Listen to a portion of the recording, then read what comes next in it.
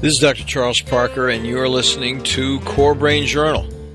It's a place where I connect both fresh discoveries and interesting different perspectives from advanced mind science with the realities of real people and everyday life down on Main Street.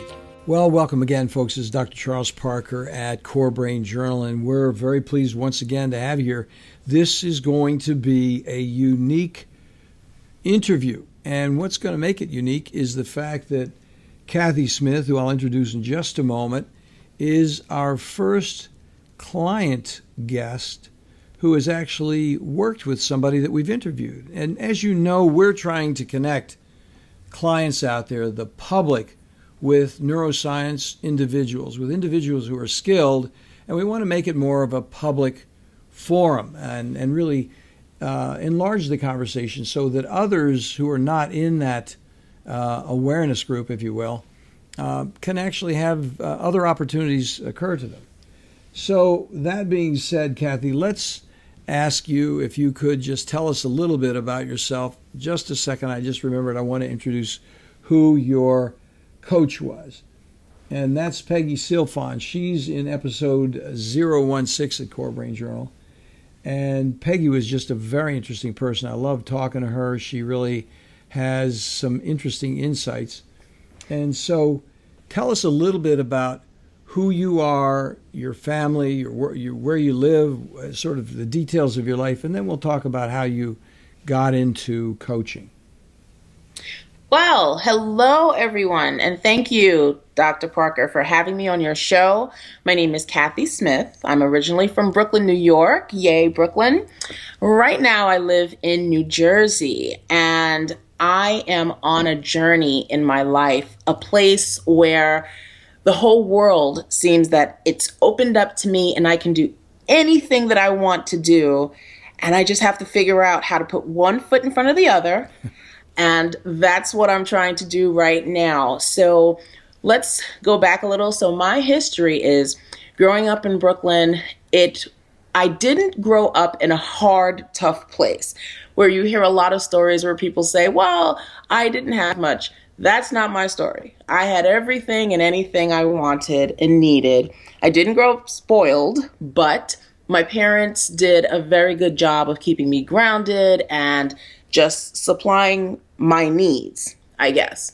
I found as I grew that New York City is a bit too crowded for me. I needed to get out into nature and I needed to be in a place where I could see the sky and almost feel like I can touch it.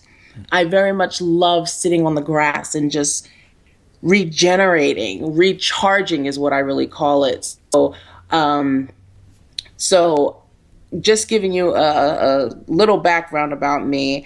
Yes, I grew up in Brooklyn. I went to elementary, middle school, and high school there. I went to college in Brooklyn, and then I moved out to New Jersey about 8.5 years ago. I live in New Brunswick right now, and I used to work in the construction trade. The way that came about was just basically someone saying to me, you know, you should work in the union because they make a lot of money. And at the time I was chasing money.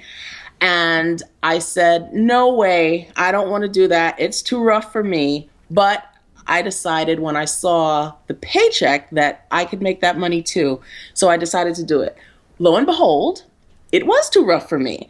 And I worked and I did what I needed to do, but overall, who I am as a person could not really shine through. I'm very different from a lot of people. I took the Myers-Briggs test, and my personality trait is INFJ, which they say is one of the rarest. So it's really hard sometimes for me to find other people that understand me, but it's okay. You know, we live in this big world. So point of clarification right there, Cathy. You said a couple things that I'm sure our listeners are wondering about. I mean, we're going to talk about INFJ in just a second, but I have to tell you, I was wondering, because I've worked in construction myself. Were you hammering drywall, shoveling concrete? What were you doing? I was actually working on elevators. And so I started with a company called New York Elevator in 2005. It was bought out by a bigger company.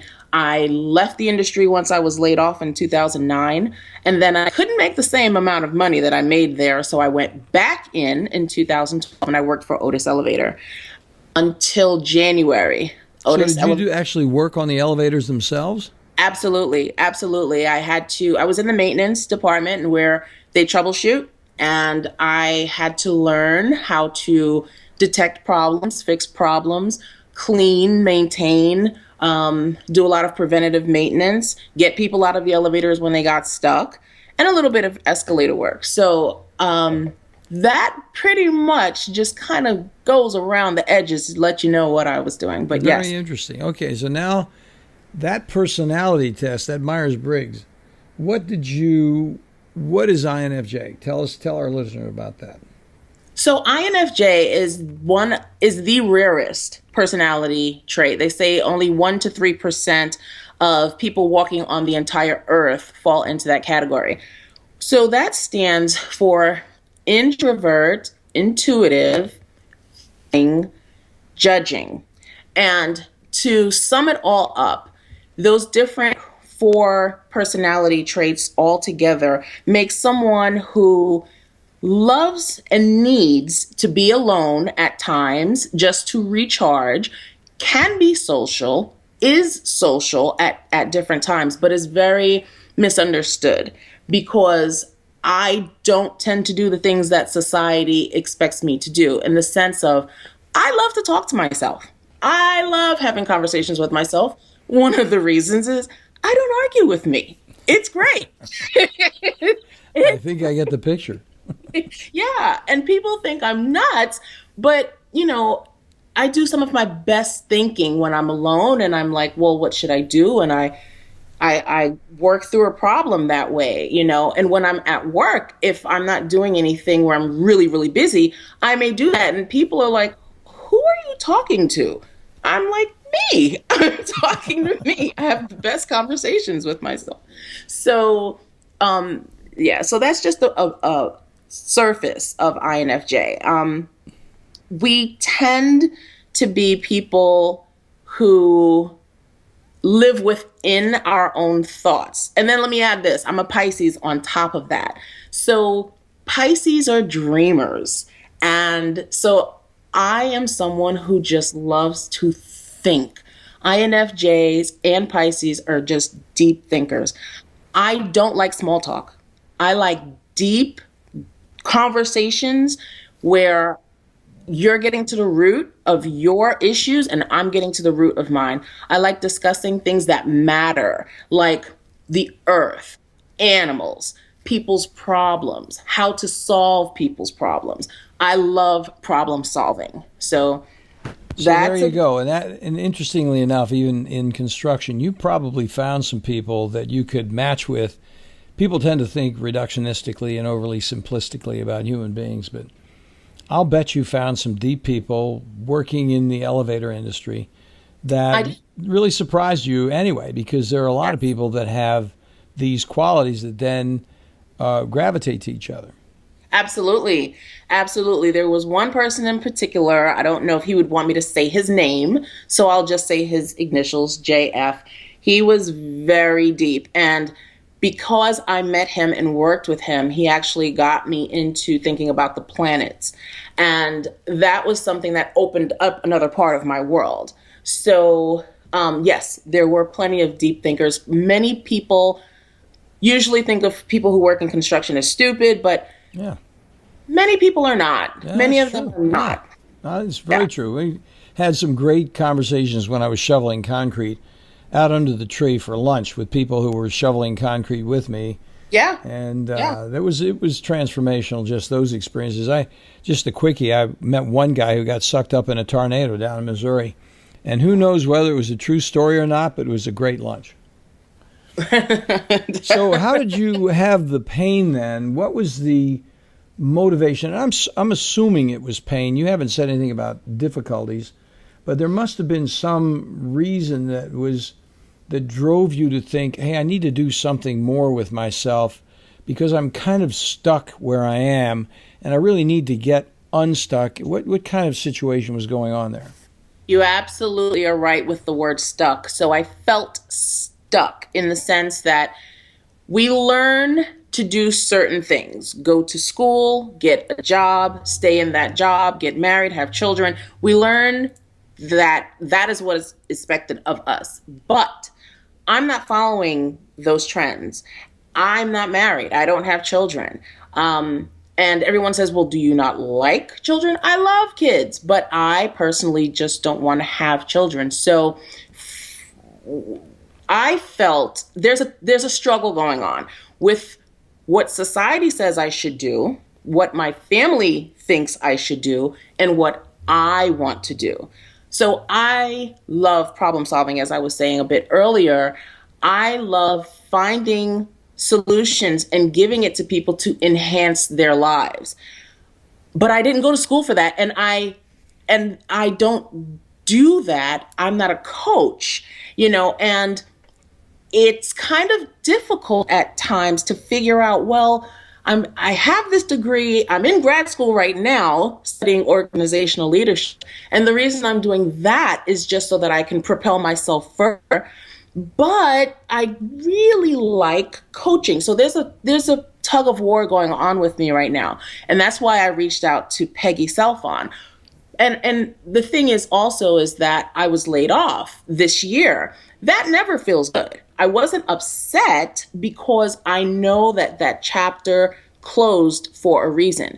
But when a chapter closes, when you're not expecting it, it can be scary. You can feel like, oh my goodness, there's a black hole staring at me that I can get sucked into unless I do something. And sometimes you don't know what to do. You don't know if you take this next step, is it the right step? And so one of the things with me, I thought, well, I did construction that was non-traditional. It was out of the box, but it's not who I am, and it doesn't fulfill my purpose. I need to help other people. Yeah, so you're a people person, not an elevator person. Exactly. What I really, really would love to do is to help people find their happiness. And the reason is because when I was a teenager, I grew up with a lot of restrictions. Both my mother and my father were on the same team with everything. No, you can't do it. No, you can't go play with these strangers. No, you can't go sleep over these people's homes. We had a lot of restrictions. We meaning my sister and I. And so that made me feel very restrained, and I need to be free. So I want to help other people that might feel that. They might feel like, I want to do this. I don't know how to get there. I know I have potential. I know that I'm intelligent. I just need a little push. I just need help. So then the next step comes up. And how did you actually, and I think some listeners really would love to hear this answer, how did you select who you were going to work with? Why did you decide on coaching versus counseling? How do you conceptualize that difference? And then how did you select the coach after that? Well, to be honest, the way that I think of coaching is like a cheerleader, someone who is not going to tell you what you need to hear to keep coming back. To me, a coach is someone who listens to you and says, this is what I'm hearing from you. This is what I'm seeing when I look at you. And here are your attributes. Go out there in the world and go get them. That's how I see a coach. I see a counselor as a bit more clinical.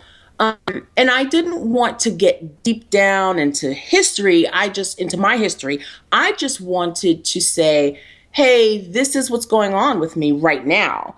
And I know what my potential is. I know what I need to do. I just need someone to help me, to guide me, basically. So those are the differences for me for coaching and counseling.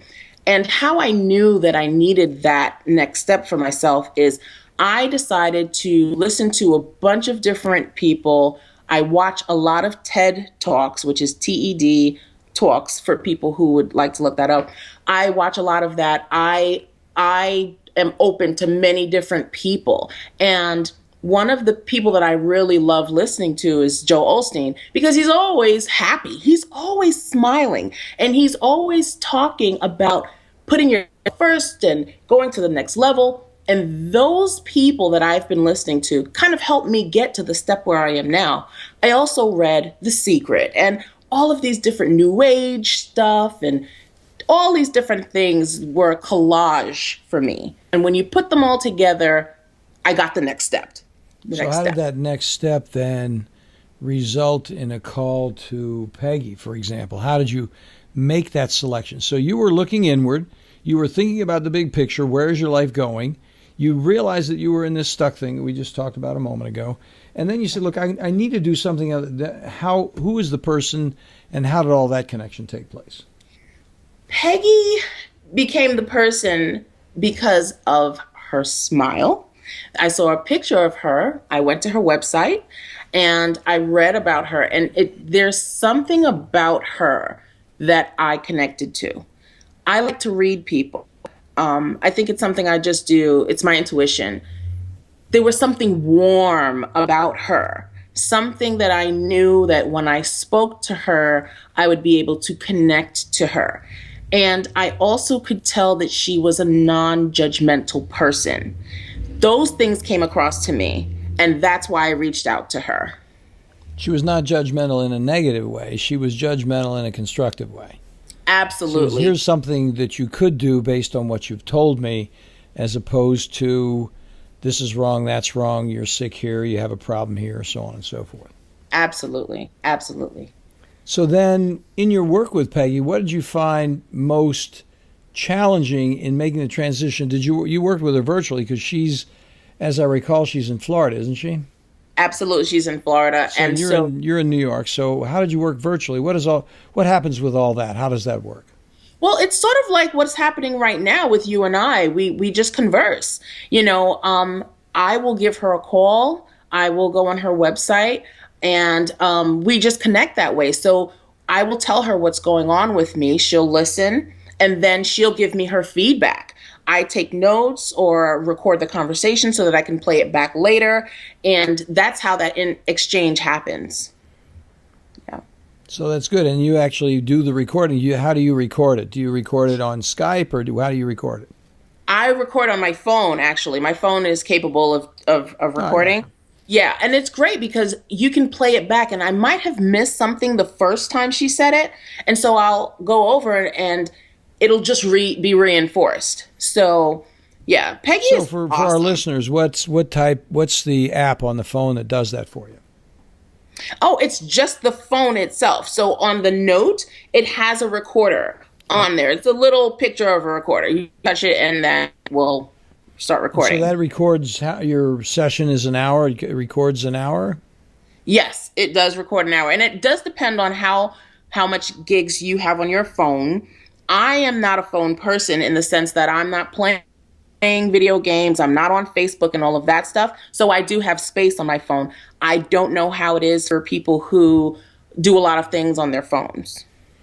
So that's good. So then that's the process. So then what would be some of the critical things that you learned that you found transformational for yourself, that you could say, hey, I've got to really change what I'm doing in this context. I've really got to rethink this particular thing? One of the biggest things for me is getting out of my own way. And what that means is that I will know what to do, but then self-doubt comes in and I will feel like I can't do that. That's the thing for me. I stand in my own way. So talking to Peggy, she helped me try to get past that by thinking of positive things, writing positive affirmations around the house, reading them out loud, and getting past those blocking thoughts that I don't know if it's everyone, but a lot of people have. So that's what I do. Oh, Cathy, you can't do this. Oh my goodness, no. And then if other people tell me I can't do it, then it's almost like, they might be right. But it's about pushing through that and avoiding negative thinking people, really. So without getting too personal, what would be an example of how you took a more positive view and actually did something with it? So currently, right now, for a long time, I wanted to move. And I have felt that I want to get away from the excess snow. I want to do all of these things with my life, and it's not going to be where I currently live. Plus, I love nature, so I want to move where it's quieter and more open. But I was standing in my own way in that saying, well, I'm making a lot of money in the New York area. I don't know if I'm going to make that money other places. But then right now, I'm at a point where what I want and what I need is more important than how much money I'm putting into the bank. Of course, I want to make money so that I can live well and I can retire and not have to worry about anything. But at the same time, I want to be able to get out of my way and live the best life. You know, I have a best friend who lives in California whose grandmother just told her, cast away the ties.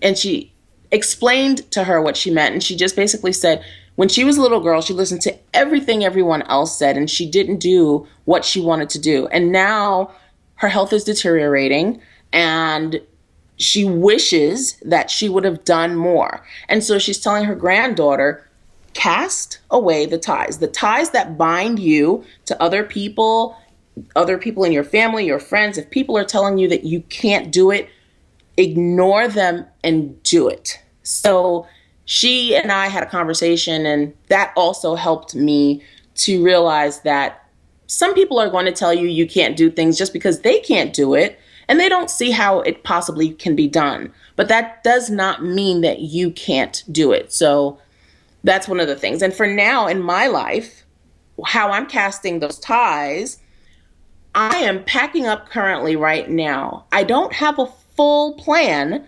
I am packing up because I know that I'm going to move down south. I have a lot of family down south. So I'm going to move and I'm going to start over. I'm going to have an awesome life.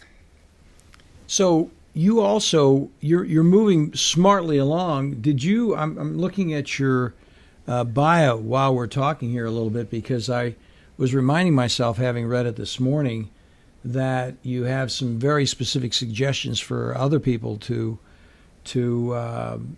participate in. Is that website yours, that 3 Minutes to De-Stress, or what is that website? That's Peggy's actually. Okay, that's Peggy's website. Yeah. So what I would say, if I had to give other people advice, there is a Mark Twain quote, and I can't quote it word for word, but he basically was saying what my friend's grandmother was saying: just do what you need to do. As long as you're not hurting someone else, do it. It starts off 20 years from now, you basically are going to wish that you had done the things that you didn't do. So do it. You know, and that's what I would say to people. If you want to go back to school, do it. If you want to sail around the world, do it. Whatever it is that you want to do. And sometimes people say that to you and you're like, okay, that sounds great, but I have a family. I can't just leave my family. I would say try to find a way to make it work. And if you feel stuck, reach out for help. Because sometimes people have solutions that you were not even thinking about, and it might be the perfect solution for you. Or they can lead you to someone who can give you that solution that you're looking for. See, I think that's an important differentiation between coaching and therapy that you just raised right there. And having been fully trained as a psychoanalyst, which is really the quintessential passivity situation for a client. Because they're just going to go in there. There's no advice. In fact, if you mention anything that has any kind of an advice direction, you're breaking the rules of psychoanalysis, unless you're giving an interpretation that they could then think about that might change their lives. But you're actually saying that what happens with coaching is you got some very specific direction on where to go and what to do that was tailor-made for you. It wasn't from the coach saying, this is what I would do, but it's based on what you've told me. This might be helpful for you to consider. Absolutely. Absolutely. And that's what makes it very precious and applicable, because it is for you. It's someone listening to you. And a lot of people feel that they're not heard. And some people aren't heard in their own home. Maybe someone else is always talking, or whatever the situation may be. When you're one-on-one with a coach, they're listening to you. And you can talk and cry and laugh and anything you need to do. And then they will guide you. And that's what you're looking for. Well, I think the focus is more on reality than it is on fantasies and dreams. It's like, how do we actually do what we need to do? How can we use our lives constructively? How can we take our lives to the next level in real terms, dealing in a different context perhaps than just staying where we are and remaining quote unquote stuck? Yeah, absolutely. So how did you get into the Habitat for Humanity? That sounds like an interesting little tour. What happened there? Oh, that was an awesome time in my life. So with Habitat for Humanity, actually, my aunt who passed away a few years ago told me about it. And I did the AmeriCorps program. This was years ago. It was great. It really was great. I met some wonderful people, and it was one of the best things I've ever done in my life, because I learned skills and I was teaching other people the skills that I had just learned. And I was learning from other people who were master carpenters or whatever their trade was. I was learning from those people. And it was giving. It was all about giving. And it was the greatest feeling ever. And I traveled around the United States with some friends. We went to California, we went to Georgia, just so many different places, Omaha, Nebraska. And, I saw how different regions build differently. California with the earthquake, the seismic structures, I forget what they're called right now, the brackets that they build with, and just different things. So that was a very interesting, fun time in my life. Yeah, it sounds like a big contribution. It sounded like you stepped out of yourself and you started making a serious contribution to your community and connecting with others in a different way than you previously had. Absolutely. And that basically was when I started to come out of my shell. It's so funny. We went down for a build in Sumner, Georgia, and I don't know how many of us, there were for this build, but there were about anywhere from 15 to 17 people per house. And I didn't know anything about building a house from scratch. But at the end of the week, I had learned so much. And the team that I worked on, two of the guys on that team wound up being very close friends of mine to this day. And I drove out to Indiana with them and spent 3 weeks out there and worked at the Habitat out there. And I would never have done that normally. So it was just an exciting time in my life. Well, thank you so much, Cathy, for taking the time to really talk about the changes in your life and to talk about how you got from here to there. And one thing that's really interesting about a person like yourself is there really is no there. You're moving into a lot of different places all at the same time. You gave us a great introduction by talking about how deep you were in the first place. And I'm sure what you've had is an opportunity to actually develop a more intimate relationships with people from just conversation, who you are as a person, because it sounds like you know yourself so much better than you did before you started the coaching process. Absolutely. I know myself a lot better, I would say, because of a few things. Because I am an introvert and I do love to spend time by myself, I learn a lot about myself in the silence.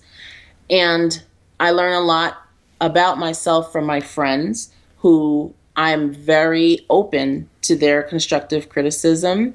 I have a lot of great relationships with people. So yeah, I'm in a good place. Thank you. And thank you again for having me on your show. Oh, thank you very much. Really appreciate it. And we'll look forward to an update sometime down the road. Thanks for listening to Core Brain Journal. We're working every day behind the scenes to bring you reports that connect research benches with those street trenches. Here we share the complexity of mind science because, as you know, details really do matter.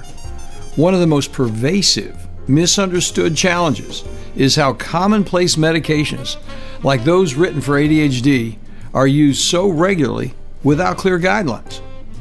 If you think you'd like more specifics, take a minute to download my 2-page PDF packed with video links and references on the absolute essentials of how to start ADHD medications. They're easily available at corebrainjournal.com/start. Thanks for listening. Do connect and stay tuned. Together we can make a difference.